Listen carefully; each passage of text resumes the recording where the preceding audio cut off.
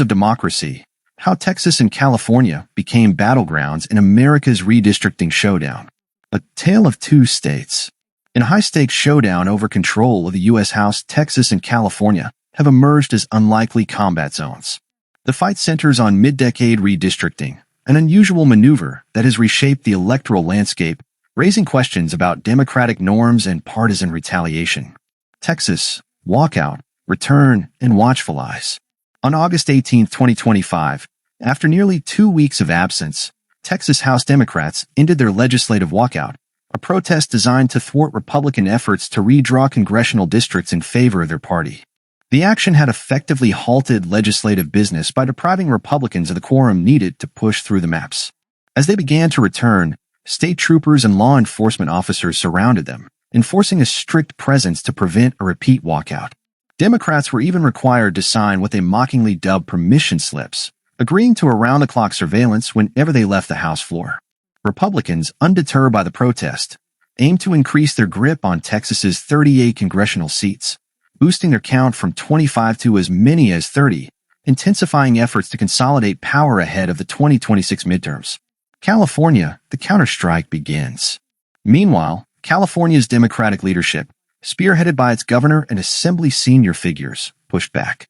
Governor Gavin Newsom unveiled a bold, retaliatory strategy, a plan to redraw California's congressional maps mid-decade, temporarily sidelining the state's independent redistricting commission to regain a strategic edge.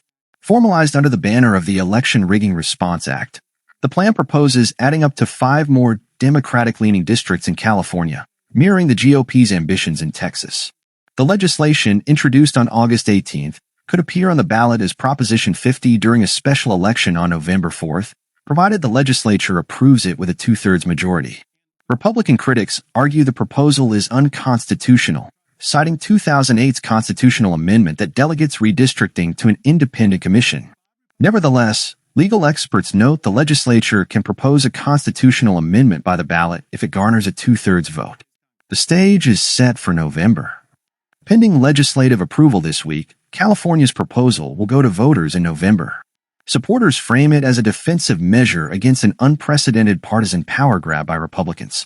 Critics warn of an erosion of nonpartisan safeguards and democratic tradition.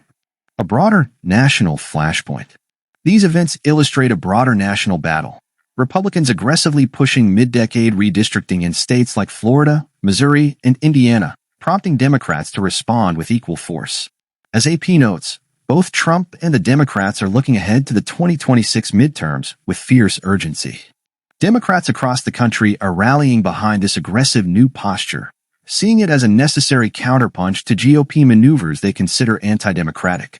Leaders and activists argue that restraint in the face of partisan overreach is no longer tenable. In summary, Texas Democrats' walkout temporarily blocked GOP redistricting plans, but ended with security measures and surveillance to prevent further dissent. California Democrats responded in kind, proposing a mid-decade redistricting act to regain district-level influence, subject to voter approval in November. This escalating conflict reflects a new era of partisan retaliation, transforming state legislatures into central arenas in the struggle for control of Congress.